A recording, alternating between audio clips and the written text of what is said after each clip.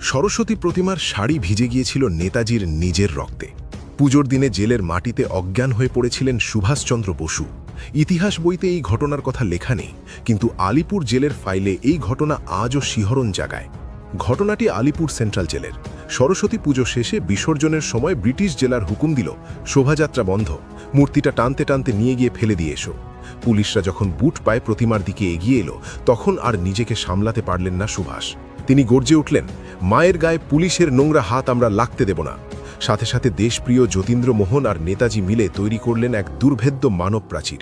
শুরু হলো পৈশাচিক লাঠিচার্জ। পুলিশ টার্গেট করল খোদ নেতাজিকে। মাথায় পিঠে বৃষ্টির মতো লাঠির বাড়ি পড়ল। রক্তে ফেসে যাচ্ছে শরীর, তিনি মাটিতে লুটিয়ে পড়ছেন, তবুও জাপটে ধরে আছেন মায়ের প্রতিমা। সেদিন জ্ঞান হারানোর আগে তিনি শুধু একটাই কথা বলেছিলেন, মায়ের সম্মান আমি যেতে দেব না। জেলের নথিপত্র এবং প্রিজন ডায়েরি অনুযায়ী সেদিন এক হিন্দু